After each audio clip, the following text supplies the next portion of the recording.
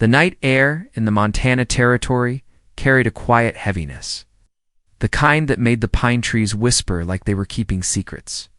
A thin veil of smoke drifted from a cabin chimney at the edge of the settlement, curling upward into the starlit sky. Somewhere beyond the dark timberline, drums had once echoed, steady as a heartbeat, but now there was only silence. The frontier was full of silences like that, moments where the land seemed to hold its breath, waiting for something to break. That was the world she stepped into. The world of a mail-order bride who had crossed the wide country for a promise of belonging. She had imagined a husband waiting with open arms. Imagined a tidy cabin. Imagined warmth and certainty after years of uncertainty. But the picture that reality painted was different. Her groom had been a man of bitterness, his face lined not only by the sun but by years of loss. He had wanted a helper, someone to bear children and tend the fields. Not a woman with her own thoughts, her own aches, her own soft fragility. The journey had hardened her body, but not her heart. And now, she found herself adrift in a place where her confessions carried more weight than her chores. The woman's dress was plain. The fabric faded from the long road, but on her head was a wreath of wildflowers she had woven with trembling hands that morning. It was a fragile crown for a fragile spirit. When she spoke, her voice was low, almost swallowed by the rustle of leaves around them. "I've been aching down there," she confessed. The words trembling on her lips, words that in another place might have been met with laughter or shame. Here, they carried the weight of truth. Across from her, Cheyenne warrior stood silent, his feathered headdress catching the fading light. His face, marked with the stories of battles and winters survived, did not betray judgment. He listened. That was all. He listened with the patience of someone who had walked through grief deeper than most could imagine. In his silence was dignity, a kind of understanding that the white settlers rarely showed.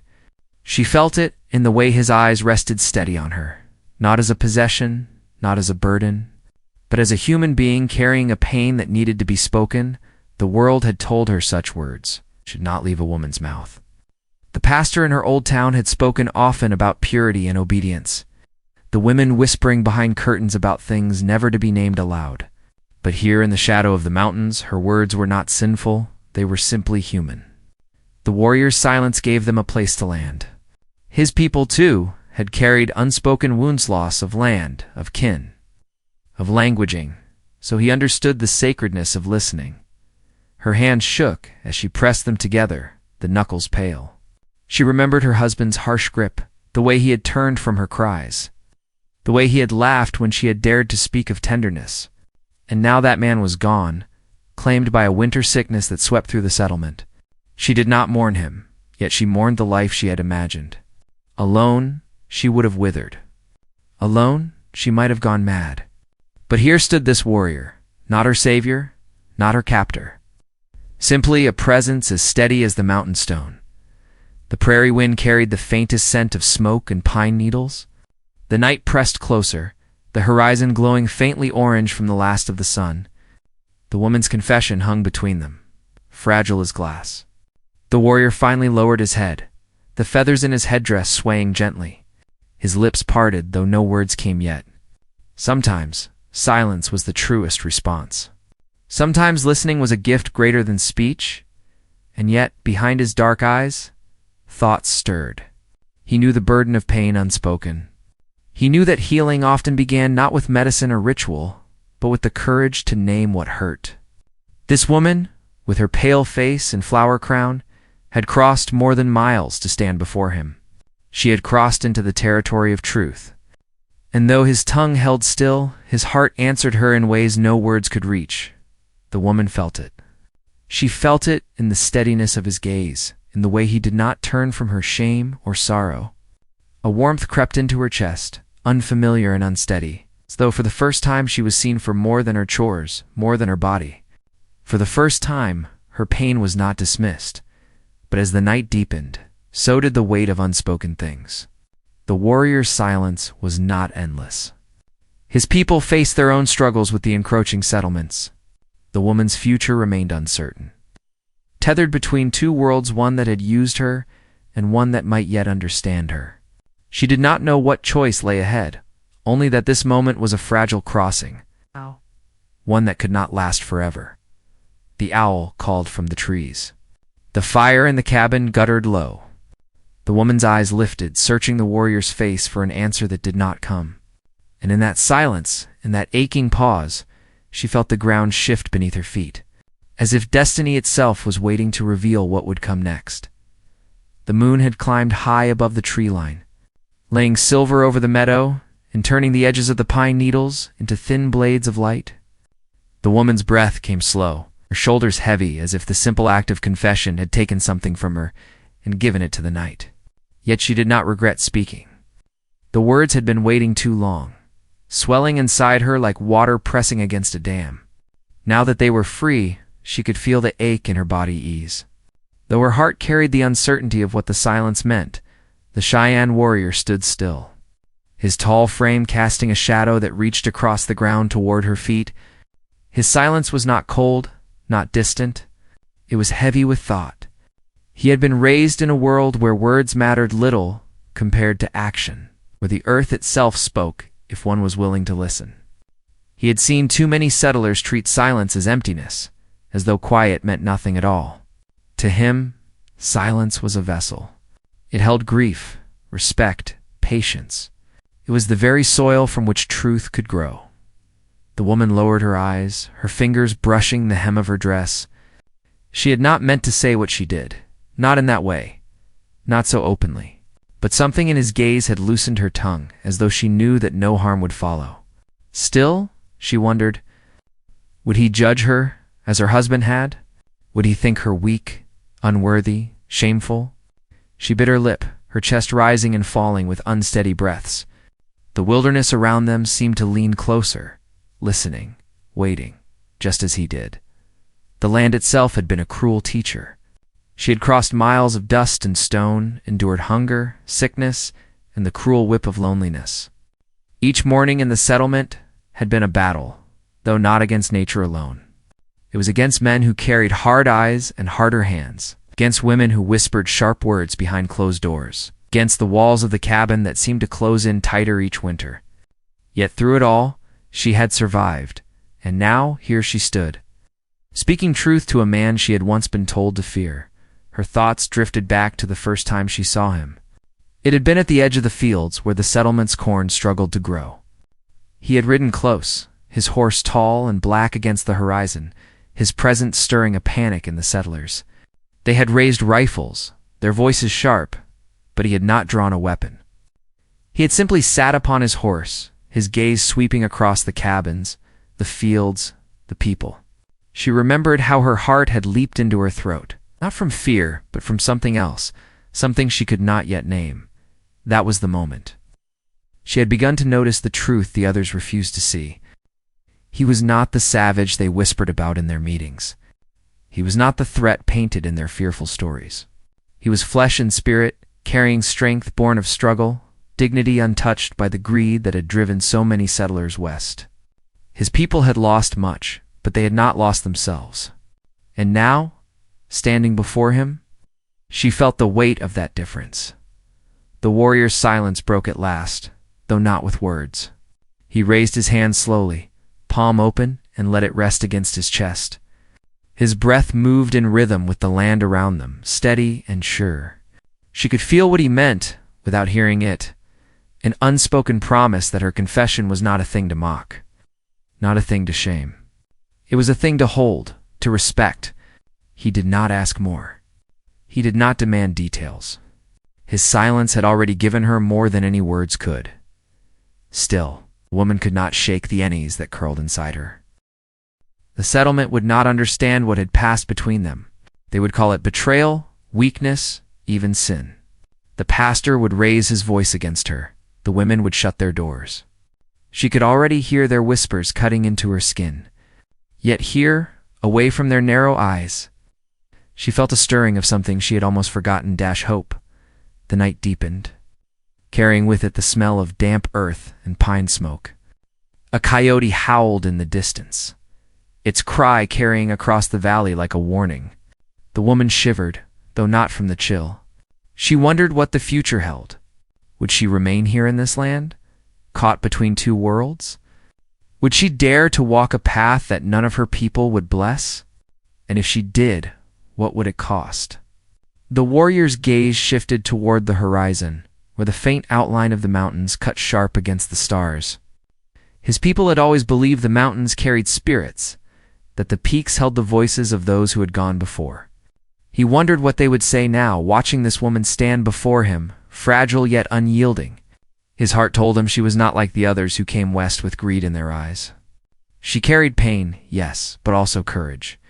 Perhaps that was why he had not turned away when she spoke. The woman broke the silence once more. Her voice low, as though afraid the trees themselves might carry her words back to the cabins. "I don't know what comes next," she whispered. "I don't even know if I belong anywhere anymore." Her words struck him. He knew the ache of not belonging. His people had been pushed from their hunting grounds, their rivers, their sacred places. He too carried the weight of being cast aside, of seeing the world change around him without his consent. Perhaps that was why he understood her so clearly. The pain of exile was not hers alone. He did not answer. Instead, he stepped closer, the leather of his garments brushing against the air, the feathers of his headdress swaying softly. The space between them narrowed, and in that space, a fragile understanding began to form. Not trust, not yet, but the first flicker of it. Enough to keep her standing, enough to keep him listening. The woman closed her eyes for a moment, letting the night wrap around her. She thought of the road that had brought her here, the long train rides, the rattling wagons, the endless plains, stretching farther than she could see. She had thought the end of the road would bring peace. Instead, it had brought only more questions. Yet in this quiet, with the warrior's presence steady beside her, she began to think that perhaps the journey was not over at all. Perhaps it was only beginning. The fire inside the cabin guttered again, a faint orange flicker reaching through the cracks of the door. She knew she could not stay out here forever. Questions would come, suspicions would rise. Already the settlers were uneasy with the presence of the Cheyenne. If they saw her here, if they guessed even half of what she had spoken, there would be no forgiveness. Still, her feet would not move. The warrior finally turned his eyes back to her. In them she saw no judgment, no scorn. Only patience, only the weight of stories too heavy for words. For a moment she felt herself steady beneath that gaze. For a moment she felt seen, and then the wind shifted. It carried with it a sound distant hoofbeats, faint but unmistakable. The warrior's head lifted, his shoulders tensing. The woman's heart quickened. Whoever rode through the night was coming fast, and their arrival would shatter the fragile silence that had held them. Her lips parted, question trembling at the edge, but she did not ask it. The warrior's eyes had already darkened with caution. The hoofbeats grew louder, closer, breaking the peace of the meadow. The night no longer waited. The moment was gone, and the woman understood with a weight that pressed deep into her chest. Whatever came next would change everything. The hoofbeats came closer, breaking the fragile calm of the night. The woman's chest tightened, and she turned her eyes toward the sound. Fear made her body feel as if it had rooted to the ground. The warrior's hand moved subtly toward the knife at his belt, not in open threat, but in readiness. His people had learned long ago that anything rushing through the dark rarely brought peace. 2. Riders emerged from the tree line, their horses blowing hard, their faces shadowed in the moonlight. The woman recognized the shape of one before the firelight from her cabin flickered enough to reveal him one of the settlers from her town. His name caught in her throat like a burr, but she dared not say it aloud. He was a man who had always looked at her with a hunger that made her skin crawl. A man who carried his suspicions about anyone who did not fall into line with the pastor's sermons. The other rider was younger, his face sharp with eagerness, his hand twitching near the rifle strapped to his side. They reined in their horses a short distance away, their eyes falling on the warrior first, then on her. The silence stretched, heavy and charged, until the older man spat into the dirt. "Well, ain't this a sight?" he drawled, his tone carrying both mockery and accusation. A woman of the settlement keeping company with a savage. The woman felt heat rise to her cheeks, Her hands trembled at her sides, but she forced herself not to step back, not to give him the satisfaction of seeing her retreat. The warrior did not flinch either, his body steady, his eyes watchful but calm. It was a calm that carried warning, like a bow drawn but not yet loosed. "You should be back in your cabin," the younger rider said, his voice eager, untested. "It ain't safe out here." Not with him. His words cut sharp, meant to stir fear, meant to plant seeds of doubt. The woman swallowed hard, her voice breaking before it steadied. "I am not unsafe." It was all she said, but even that small defiance carried weight. Her words seemed to hang in the air, daring them to question what they truly meant. The older man narrowed his eyes, suspicion burning in his gaze. "Folks will talk," he warned, his tone heavy with implication. "You know how the settlement feels about his kind. You know what they'll say about you?" His voice lowered, almost a growl. "About what you've been doing?" Her heart pounded so loud she thought they could hear it. She knew he was not only threatening her reputation, but her very place in the settlement. A woman cast out had no protection, no shelter, no future. The thought sent a chill through her bones. The warrior remained silent, but his hand brushed the hilt of his knife again, a reminder that he was no man's prey. His people had been called savages, but it was the settlers who had burned villages, who had taken what was not theirs. He did not need to remind them of that. His presence alone carried the truth. At last the riders turned their horses, though not before the older man gave one final look, heavy with promise. "This won't stay quiet," he said. "The others will know." Then they rode back into the darkness, the sound of their hoofbeats fading into the trees. The woman released a breath she had not known she was holding. Her knees shook beneath her dress, and she clutched at her skirt to steady herself. The warrior did not move until the night was still again. Only then did he step closer, his voice low for the first time. "They will come again." His words were not a threat, but a certainty, and she knew he was right. The settlement would not let this pass.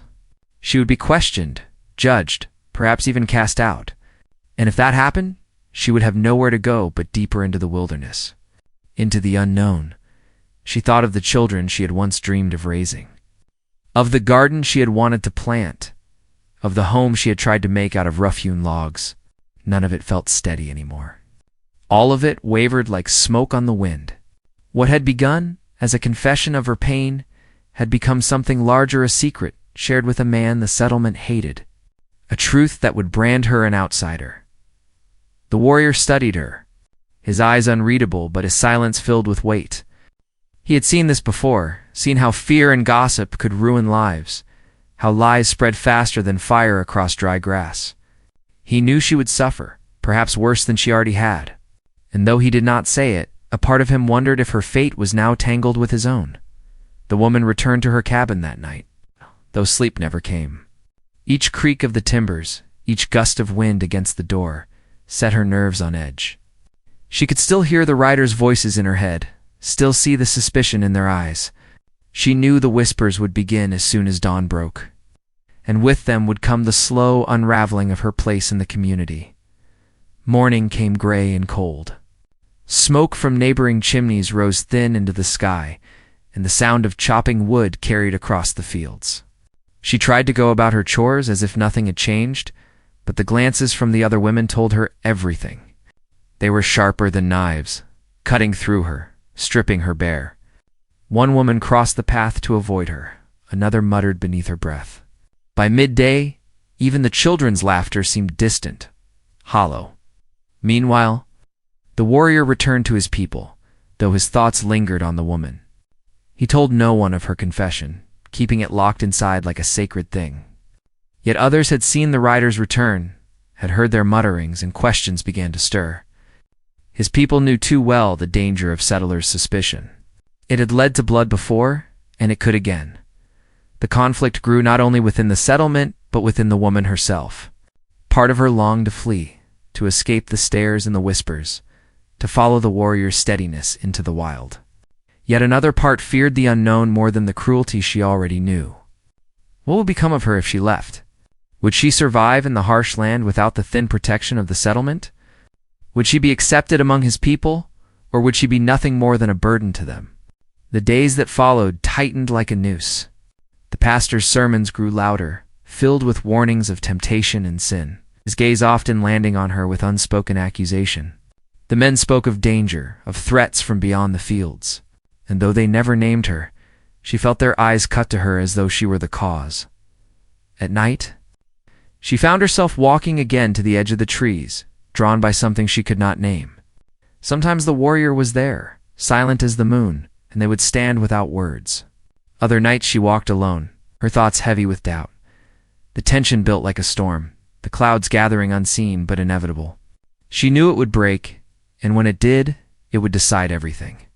Whether she would be cast out or bound to a new path. Whether the warrior's silence would remain a shield or be shattered by the violence of others. For now, she stood between two worlds, each pulling her in a different direction, each carrying its own peril. And though she tried to steady her heart, she could not escape the feeling that the real trial had not yet begun. The land itself seemed to wait, holding its breath, as though the mountains and the sky already knew that the greatest conflict was yet to come. The air grew colder with each passing day, the kind of chill that carried warnings of winter. Yet the true frost was not in the wind, but in the settlement itself. The woman could feel it every time she stepped outside her cabin. Neighbors who once gave a polite nod now turned their heads. Women who once lingered in the yard to share idle talk now shut their doors when she passed. Even the children, once eager to chase after her with laughter, had been pulled away by sharp voices telling them to mind their distance. The world she had known, small and rigid though it was, had begun to close its gates against her. She bore it with lowered eyes, but inside the pressure mounted. Each whisper cut deeper than the last, each glance reminding her of the riders who had seen her with the Cheyenne warrior. She knew it was not silence that would come next. It would be judgment. Spoken loud and heavy from men who believed they carried the right to decide her. Fate. The warrior too felt the stirrings of unrest. His people spoke in hushed tones, warning him that trouble was building among the settlers. They had seen what came before, such warnings, fires sweeping through camps, bullets loosed under the cover of night, treaties torn as easily as paper. Some among his people urged him to keep his distance, to leave the woman to the ways of her own people. Others whispered that his closeness to her could bring danger to them all. He listened, but his silence gave no answer. His thoughts returned again and again to her confession, to the truth she had laid bare before him. In it he had seen not only pain, but the kind of courage that refused to die. The pastor gave his sermon that Sunday with unusual fire. His voice rose and cracked against the wooden rafters, his eyes sweeping over the congregation like a hawk over prey. He spoke of temptation, of the dangers of straying from God's order, of women who fell into weakness and men who gave into savagery. The words were not subtle. Each one felt aimed directly at her, and when his gaze locked on hers, the weight of it pinned her to the bench. She wanted to flee, yet to do so would have been to confess guilt that she had not claimed. So she sat, hands folded tightly in her lap, her heart hammering. After the service, the older rider who had caught her that night stepped close, his voice pitched low so that only she could hear. "They're gathering," he said, his breath hot with the smell of tobacco. Talks turn to action. If you've got sense, you'll confess your sin before they make you pay for it. His smile carried no kindness, only the promise of what was to come. That night she could not rest. The cabin walls felt too thin, the roof too frail. She moved to the doorway, staring out into the blackness beyond the settlement. Somewhere out there, the warrior was watching the same moon, listening to the same wind. She wanted to go to him, but fear held her still. What if the settlers followed? What if her presence brought ruin upon his people? Her choice seemed to shrink with every thought, pressed between two walls that drew closer each hour. When she did see him again, it was at the edge of the forest where the shadows grew thick. His eyes searched hers before she even spoke, as though he could already sense the storm building around her. "They will not stop," she whispered, her voice breaking against the weight of truth. "They will come for me. And maybe for you. His jaw tightened, but his silence spoke louder than any vow. She saw in his face the knowledge of what she had feared, that blood would come. Whether it belonged to her people or his, the ground would drink it all the same. The following day the settlers gathered. Not all, but enough. The older riders stood at their head, his words heated, his gestures sharp. They spoke of threats, of dangers to the settlement, of purity that must be protected. They spoke of the Cheyenne as though they were beasts waiting just beyond the trees, though most had never seen one closer than a distant rider across the plain. And through it all, her name circled like a hawk, never spoken outright at first, but always there, waiting to strike. By dusk, the whispers had become shouts. Men carried rifles across their shoulders, women clutched their children close, and the tension swelled like the dark clouds that gathered above the hills.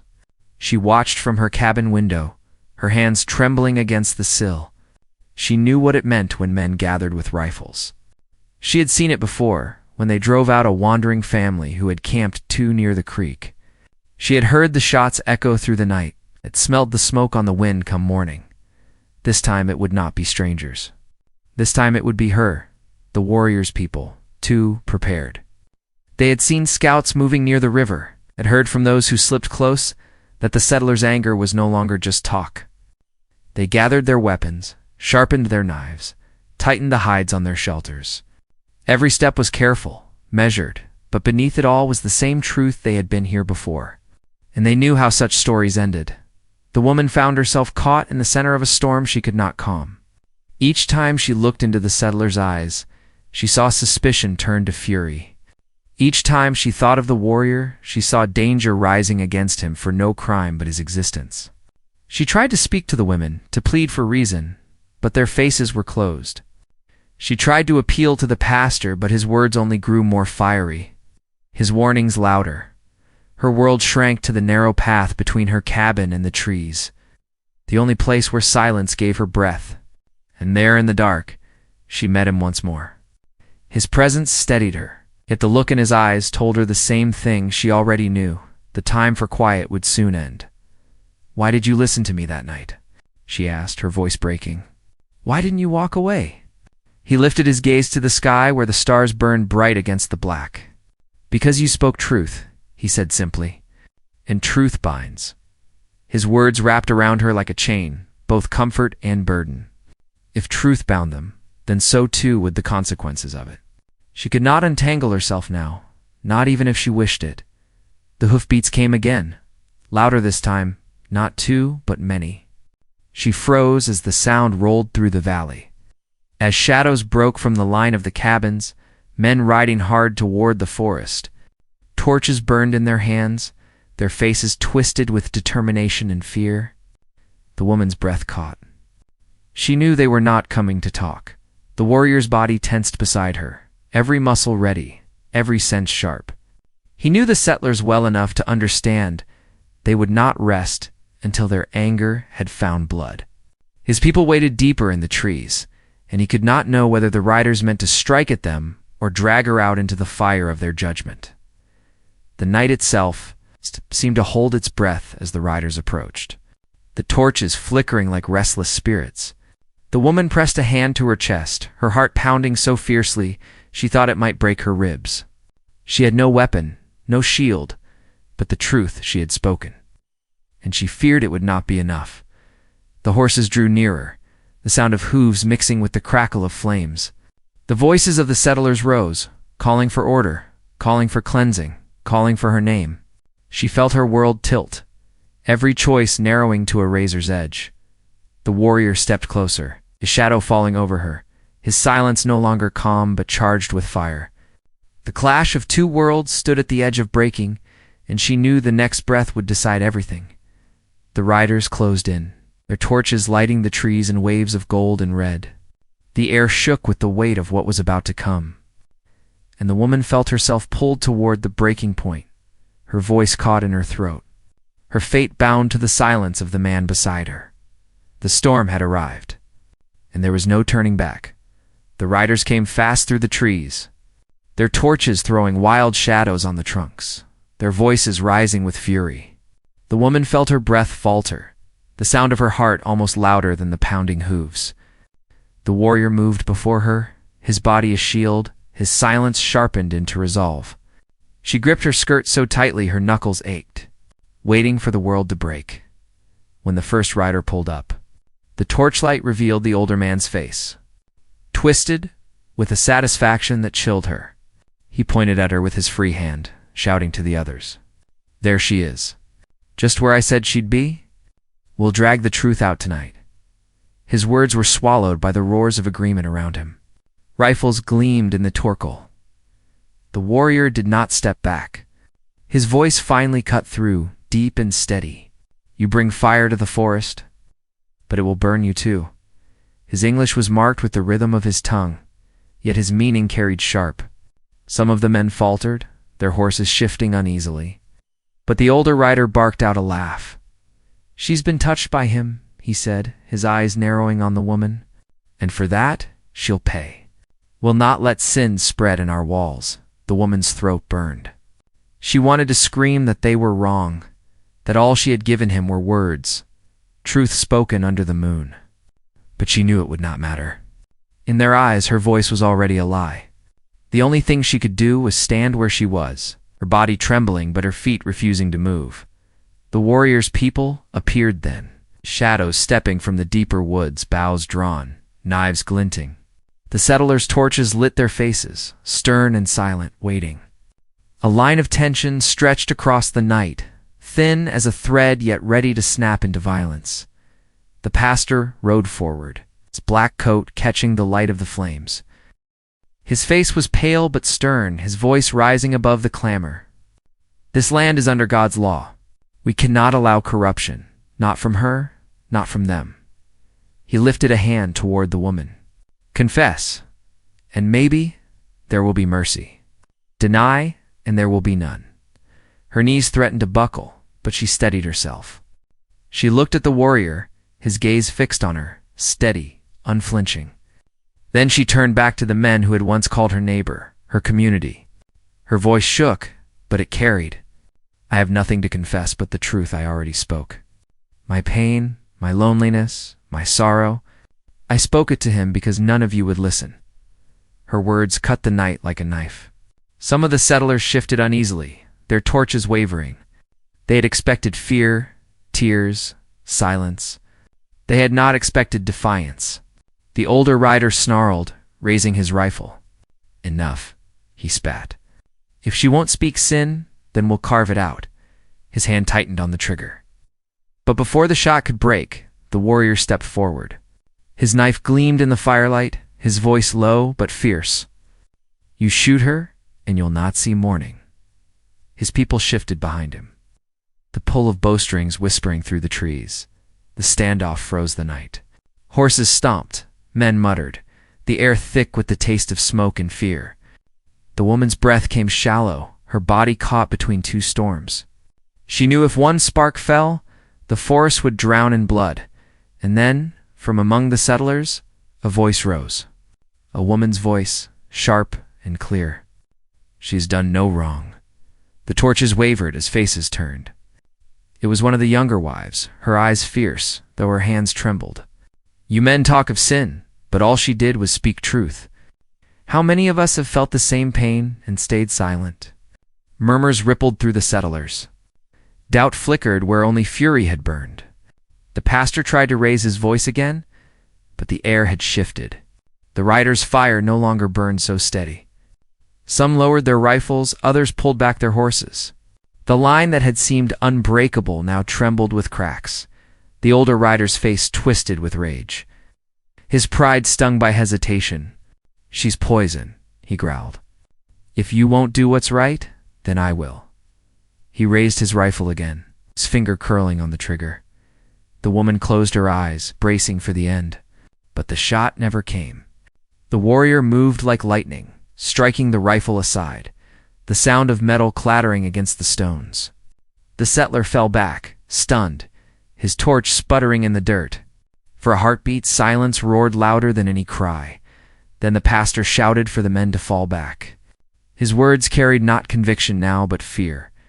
He saw the bows drawn tight, the faces of the warriors ready for war, and he knew the forest would swallow them if they pressed further.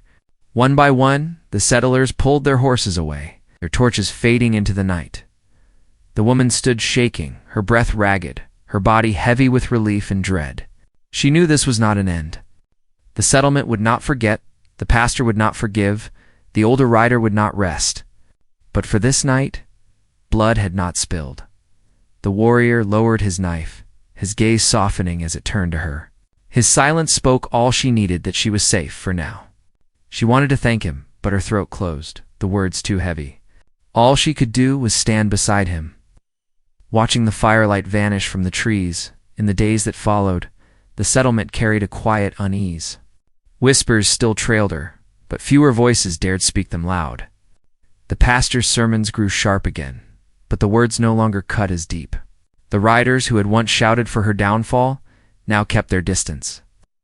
Their pride shaken by the memory of bows in the dark, the woman spent more time near the trees, her eyes seeking the warrior's shadow. He did not always appear, but when he did, his silence was no longer strange to her. It was a comfort, a reminder that truth, once spoken, did not vanish. It lived even in the cracks of two worlds that had tried to deny it. Her place in the settlement would never be the same. She knew that. She would always be marked, always be remembered as the one who stood with him. Yet she also knew that she could no longer fear it. She had spoken her truth, faced their fire, and still she remained. That was more than she had thought herself capable of when she first stepped off the train into this harsh land. For the warrior, the encounter was a reminder too. He had seen many settlers bring only violence. But in her, he had seen something else. Someone who carried pain without cruelty, who dared to speak what others silenced.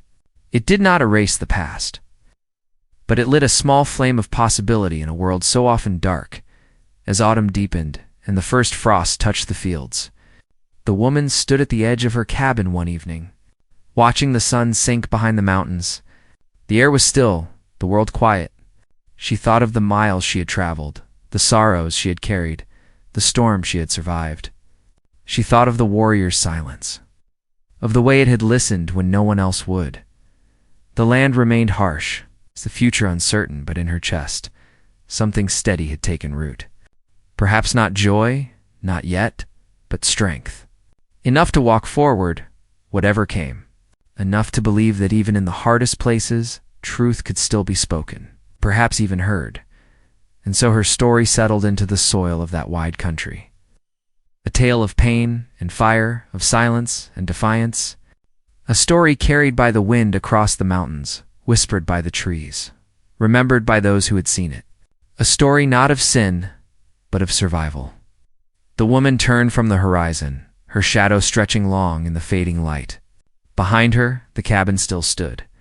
Ahead, the forest waited, and in her heart, she knew the path was hers now. Whatever direction it led,